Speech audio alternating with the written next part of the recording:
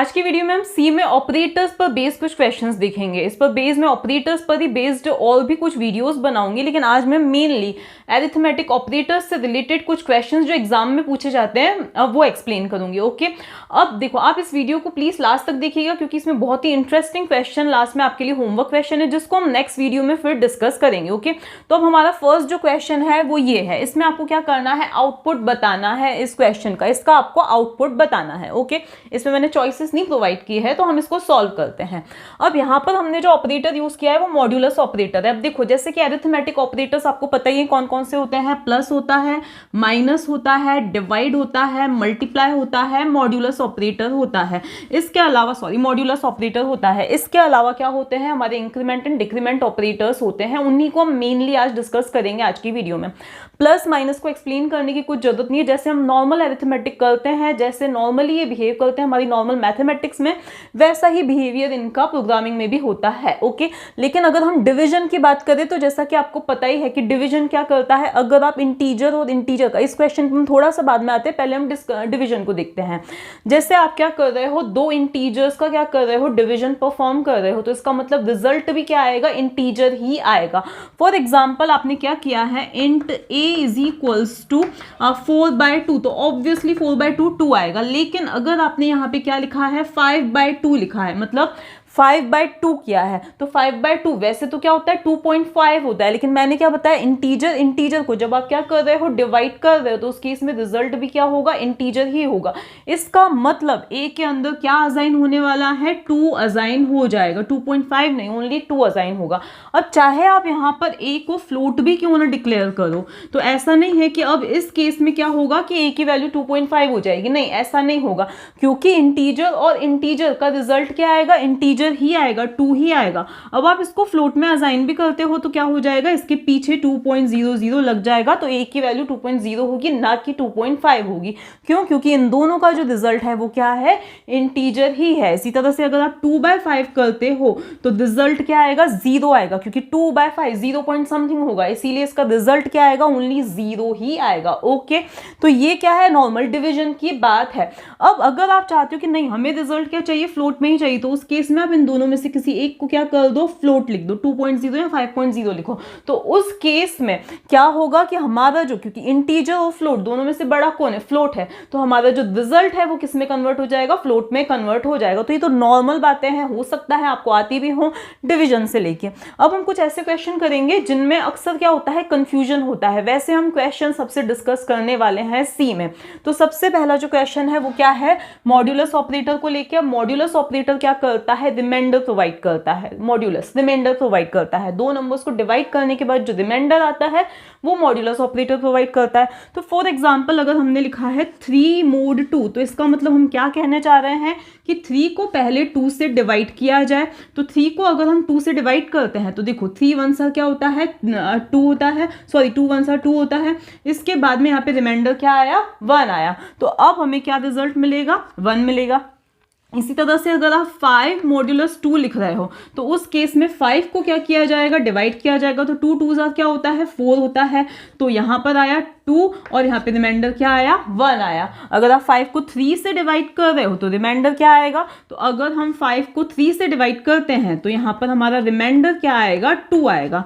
लेकिन अगर यहाँ पर कोई छोटा नंबर है, यहाँ पर सपोज ऐसा है 3 mod 5, मतलब इस तरह से कुछ है, तो अगर हम 3 को 5 से डिवाइड करते हैं तो उस केस में ये डिवाइड नहीं होगा, तो 3 ही क्या होगा, रिमाइंडर होगा। तो ये क्या है, कुछ बेसिक चीजें हैं रिमाइंडर मॉड्यूलस ऑपरेटर को लेके। लेकिन बात ये आती है कि दोनों में से एक भी ऑपरेंड जो है वो नेगेटिव हो तो क्या रिजल्ट आएगा। अगर हम डिवीजन की बात करें तो नॉर्मल जैसे हमारा होता है वैसे ही होगा। अगर एक भी, आइदर ये नेगेटिव है तो भी रिजल्ट हमारा नेगेटिव आएगा, या अगर ये नेगेटिव है तो भी रिजल्ट हमारा नेगेटिव आएगा। दोनों नेगेटिव है तो उस केस में हमारा रिजल्ट क्या आएगा, पॉजिटिव आएगा। ये तो नॉर्मल हुई। लेकिन मॉड्यूलस ऑपरेटर में ऐसा नहीं होता है। अब आपको क्या लगेगा, देखो जब हम 5 को 4 से डिवाइड करेंगे, जब हम 5 को 4 से डिवाइड करेंगे तो रिमाइंडर क्या आना चाहिए, 1 आना चाहिए, क्योंकि 4 1 सा क्या होता है, 1 सा होता है, 4 होता है। तो रिमाइंडर क्या बचा, 1 बचा। लेकिन इस केस में तो आपका रिमाइंडर क्या आया, 1 आना चाहिए, और लेकिन यहाँ पे माइनस का साइन है तो a की वैल्यू क्या होनी चाहिए, -1, जो कि सही है। a की वैल्यू क्या आएगी, -1। अब आपको क्या लगेगा कि यहाँ पर भी जो रिमाइंडर है, मतलब रिजल्ट है, b की वैल्यू क्या होनी चाहिए, -1 होनी चाहिए, लेकिन ऐसा नहीं होगा। देखो यहाँ पर जब न्यूमरेटर जो हमारा था, जो हमारा फर्स्ट ऑपरेंड था, अगर वो नेगेटिव था तो हमारा रिजल्ट भी क्या आ रहा था, -1 आ रहा था।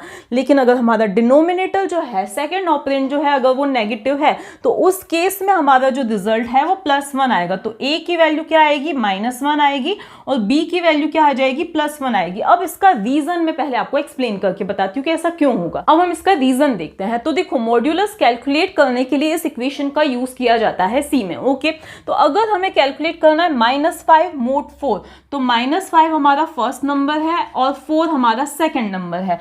तो सिंपली हम इस इक्वेशन में वैल्यूज पुट करते हैं। तो यहाँ पर क्या आया, -5 आया, माइनस ये पैरेंथेसिस n की वैल्यू क्या है, n मतलब 4 है, into multiply a by n। तो a को जब हम n से डिवाइड करेंगे, किसको, 5 को अगर हम 4 से डिवाइड करेंगे तो क्या आएगा, हमारा रिजल्ट 1 आएगा, ओनली 1 पॉइंट समथिंग नहीं आएगा। क्यों नहीं आएगा, क्यों, क्योंकि मैंने आपको पहले ही बताया था कि यहाँ पर पॉइंट, क्योंकि रिजल्ट क्या आना चाहिए, इंटीजर में आना चाहिए, क्योंकि दोनों ही क्या है, इंटीजर्स हैं।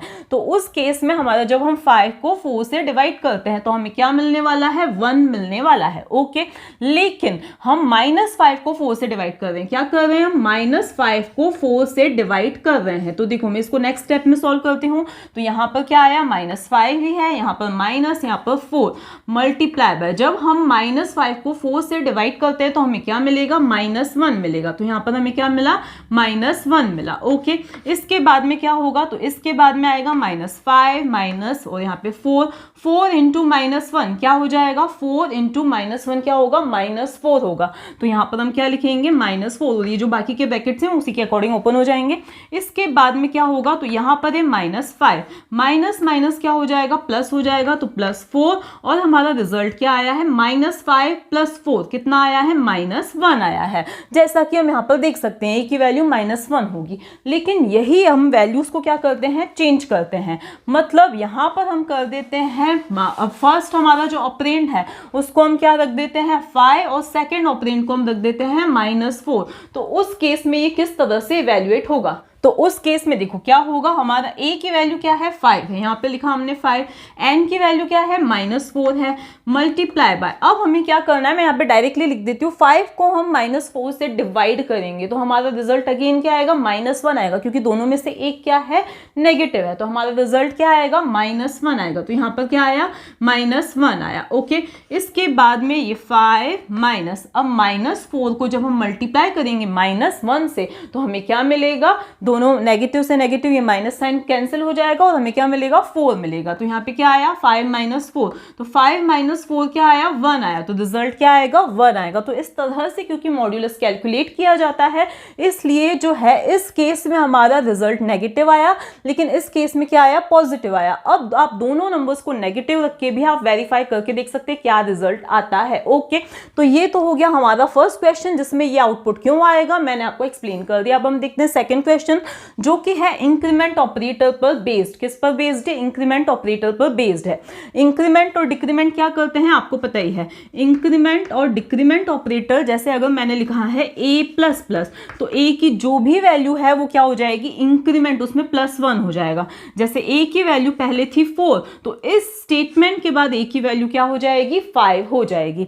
लेकिन अगर मैंने लिखा है a-, तो अगर a की वैल्यू पहले 4 है तो वही वैल्यू क्या हो जाएगी, फिर 3 हो जाएगी, मतलब a की वैल्यू क्या हो जाएगी, 3 हो जाएगी। अब आप चाहे पोस्ट इंक्रीमेंट यूज कर रहे हो या प्री इंक्रीमेंट यूज कर रहे हो, इस केस में भी अगर a की वैल्यू पहले 4 है तो अब 5 हो जाएगी। ऐसे ही हमारा प्री डिक्रीमेंट भी वर्क करता है, लेकिन दोनों में एक छोटा सा डिफरेंस होता है। अब क्या डिफरेंस होता है, तो हम इस क्वेश्चन को लेके समझते हैं। a की वैल्यू भी क्या है, 5 है, तो a में मैंने क्या लिख दिया है, 5 लिख दिया।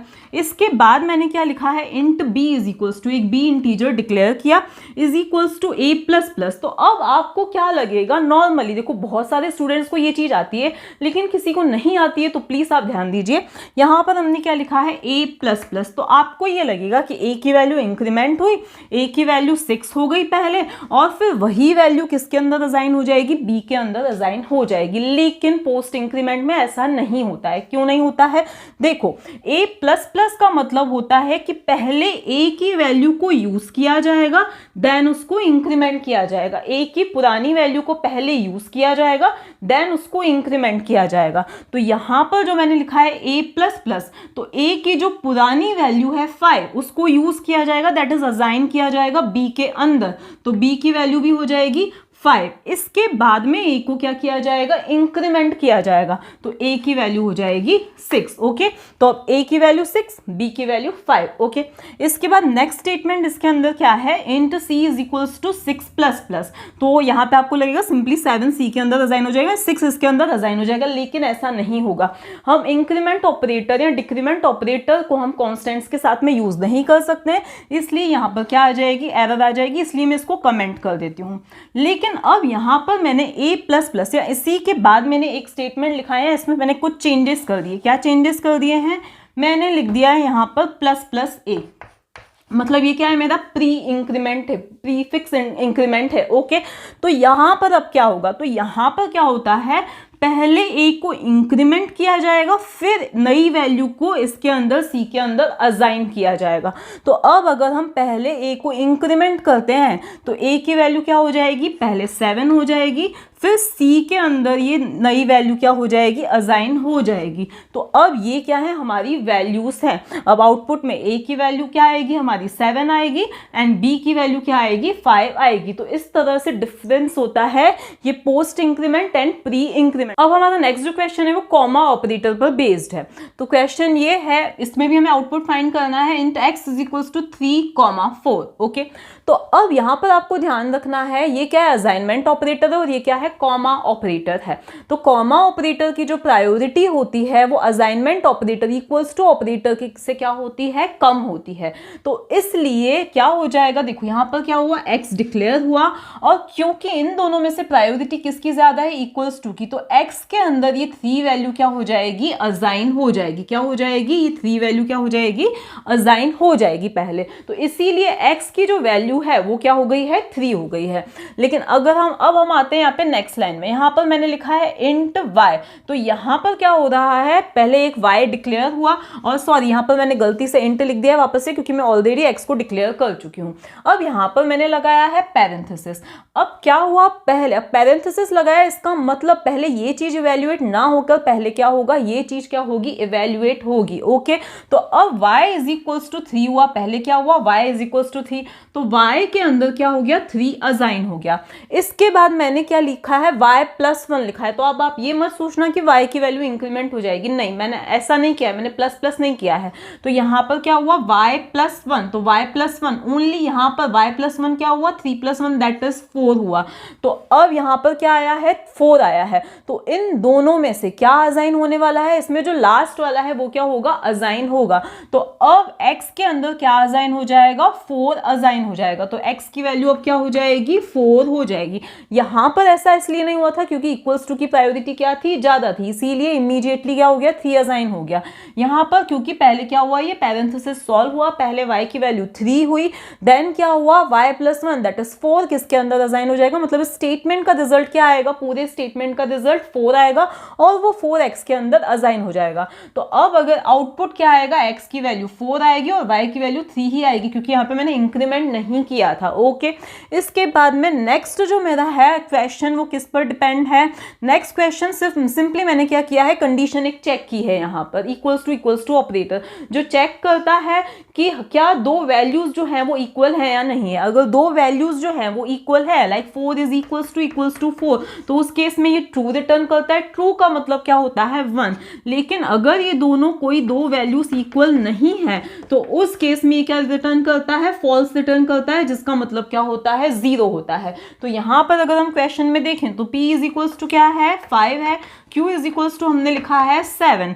यहाँ पर अगर हम आए तो यहाँ पर पहले इक्वल्स टू के इस साइड वाली चीज क्या होगी, इवेल्युएट होगी, P is equals to Q, 5 is equals to 7, क्या रिजल्ट आएगा? फॉल्स, क्योंकि 5 और 7 इक्वल नहीं है, तो फॉल्स का मतलब क्या हुआ? 0, तो 0 किसके अंदर असाइन हो जाएगा? R के अंदर असाइन हो जाएगा, तो R के अंदर क्या असाइन हो गया? सॉरी 0 असाइन हो गया। ओके, इसके बाद में हमारा आउटपुट में R की वैल्यू क्या आएगी? 0 आएगी। अब नेक्स्ट वीडियो में मैं क्वेश्चंस जो बताऊंगी वो हम किस तरह से अरिथमेटिक ऑपरेशंस के साथ में रिलेशनल लॉजिकल ऑपरेटर्स को कंबाइन कर सकते हैं वो देखेंगे। लेकिन अब है एक इंटरेस्टिंग, बहुत ही इंटरेस्टिंग होमवर्क क्वेश्चन। अब ये है आपके लिए क्वेश्चन, अगर आपको आता हो तो प्लीज आपको सिंप्लीफाई करके इसका आंसर आप कमेंट बॉक्स में लिखिए, अदरवाइज मैं नेक्स्ट वीडियो में हम इसी चीज को डिस्कस करेंगे, इसीलिए आप प्लीज जितना हो सके जल्दी कमेंट बॉक्स में इसका रिप्लाई दीजिए। ओके, इसमें हमने क्या किया है? 0 इज इक्वल्स टू 1 ये किस तरह से इवैल्यूएट होगा मैंने आपको बता ही दिया था। यहाँ पर मैंने क्या लगाया? लॉजिकल एंड लगाया। लॉजिकल एंड का मतलब क्या होता है? जैसे एंड ऑपरेशन होता है वैसे ही है कि अगर दोनों में से, जैसे हमने कोई सी भी दो वैल्यूज प्रोवाइड की हैं, दो कंडीशंस प्रोवाइड की हैं, दोनों ही अगर ट्रू होती हैं तो ही रिजल्ट क्या आता है? ट्रू होता है। दोनों में से एक भी फॉल्स है तो रिजल्ट क्या आने वाला है? फॉल्स आने वाला है। अब आपको यहाँ पे ट्राई करना है कि क्या इसका आउटपुट आता है, हो सके तो प्लीज ड्राई रन ही कीजिए।